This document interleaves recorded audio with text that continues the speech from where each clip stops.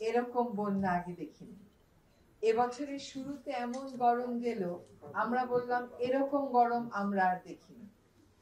এটাই জলবায়ু পরিবর্তন। এটার কারণ হচ্ছে আমরা মানুষেরা কিছু কিছু কাজকে উন্নয়ন মনে করি এবং সেটার জন্য পৃথিবীর যা হয় হোক আমাদের এটা লাগবে, এই কথাগুলো করি। আমরা মাটির নিচ থেকে তেল তুলি, গ্যাস তুলি, কয়লা তুলি, যার জন্য পৃথিবীতে কার্বন বলে একটা গ্যাস নিঃসরণ হয়। সেই কার্বনের কারণে পৃথিবী উত্তপ্ত হয়ে ওঠে। গ্যাসটার বৈশিষ্ট্য হলো গরমটাকে শুষে নেয়। আমরা গাছ কেটে ফেলি, আমরা ছোটবেলায় বইয়ে পড়েছি গাছ আমাদেরকে অক্সিজেন দেয় আর কার্বন টেনে নেয়। গাছটা যখন কেটে ফেলি তখন কার্বনটা বের হয়ে যায়। এই কার্বন গ্যাসটার কারণে আরো 5টা গ্যাসের কারণে পৃথিবীর তাপমাত্রা বেড়ে চলছে, আর সেটা আমরাই বাড়িয়ে দিচ্ছি।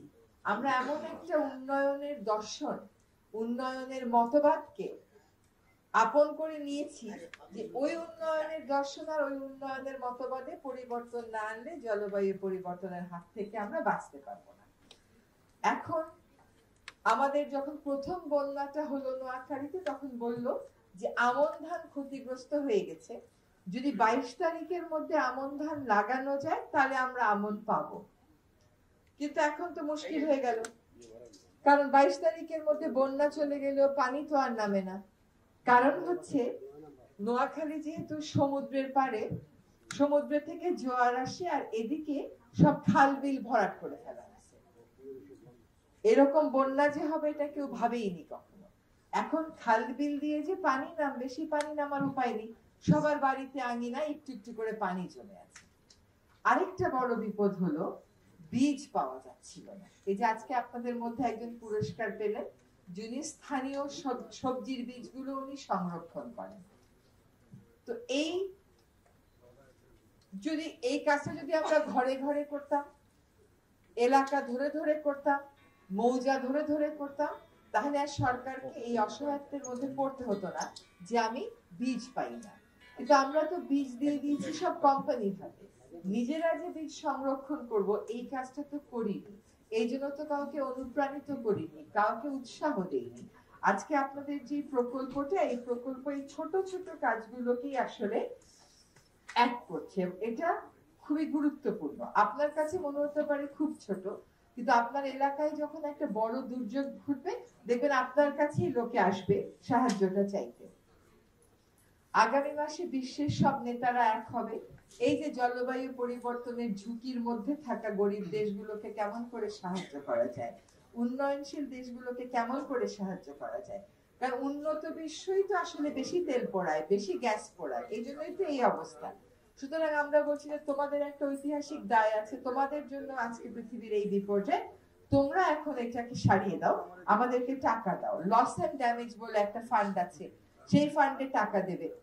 এখনো পর্যন্ত উন্নত বিশ্ব জলবায়ু পরিবর্তনে ভুক্তভোগী দেশ যারা আছে, আমাদের মতো নিম্নাঞ্চল, তাদেরকে যে পরিমাণ টাকা দেওয়ার কথা তার ধারে কাছেও দেয়নি।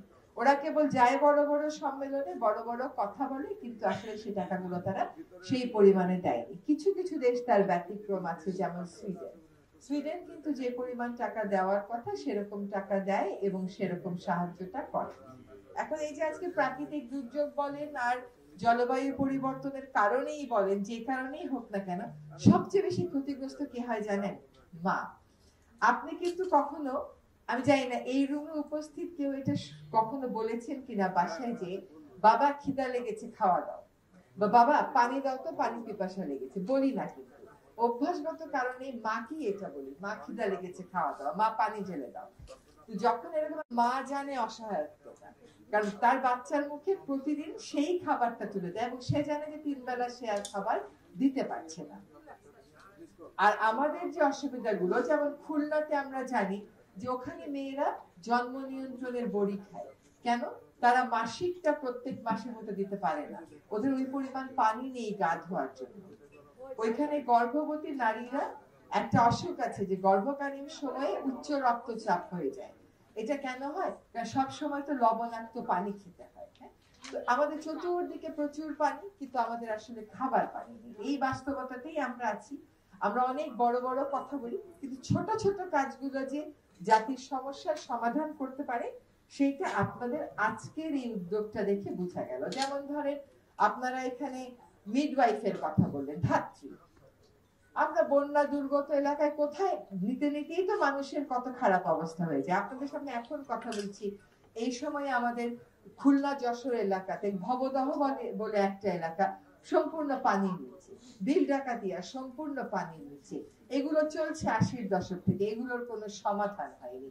সেখানেও নারীদের এরকমেরই সমস্যা। এক পর্যায়ে যদি আমরা সমাধান করতে না পারি, তাদেরকেও হয়তো ভাবতে হবে তারা এই জায়গা থেকে তো জীবন জীবিকা চালাতে পারছে না। এই যে ছোট ছোট সমস্যাগুলো, স্থানীয় পর্যায়ের সমস্যাগুলোকে জাতীয় পর্যায়ে নিয়ে আসা আর জাতীয় পর্যায়ের মানুষকে ভাবতে শিখানো যে এই সমস্যাগুলোর সমাধান করতে হবে, আমাদের রাষ্ট্র সেভাবে অনেক বছর যাবতীয় পরিচালিত হয়নি। যদি তাই হতো, আমি নিজে ভবদহে গেছি 2006 সালে, আজকে 2024, তখন গেছি আন্দোলনের অংশ হিসাবে। আজকে 2024 সালে সেই সমস্যার সমাধানের দায়িত্ব আমার কাঁধে এসছে। কথা হচ্ছে যে এতটা বছর আমরা করলাম, এতটা বছর মানুষগুলো বারবার পানির নিচে কেন গেল?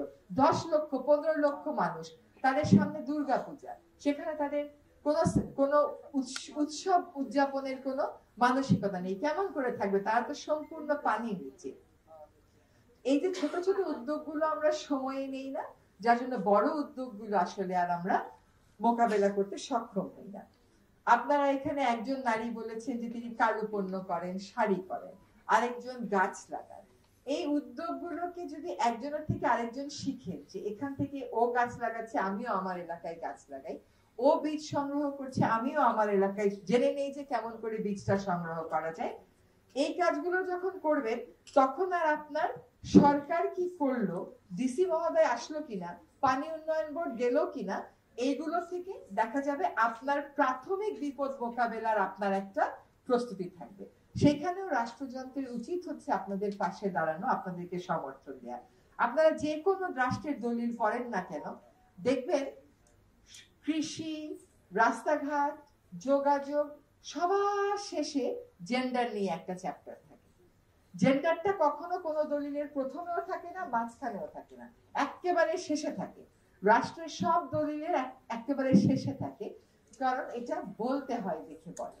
এটা যে মনস্তত্ত্বে ধারণ করা, এটা আসলে আমরা করি না। হ্যাঁ, এখন আমার জন্য সবকিছু ওলট পালট করে দেওয়া হয়তো সম্ভব হবে না, অত সময় আমাদের নেই।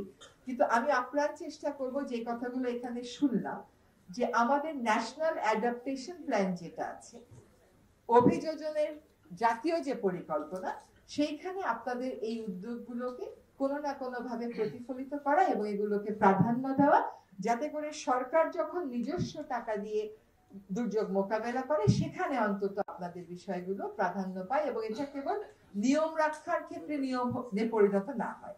তো আপনারা কখনোই নিজেরা অনেক দূর থেকে এসছেন বা অনেক ছোট ছোট সংগঠন কাজ করছেন, এই জন্য মন খারাপ করবেন না। আমরা অনেকদিন আগে থেকেই তো জানি, তাই না, যে ছোট ছোট বালুকণা,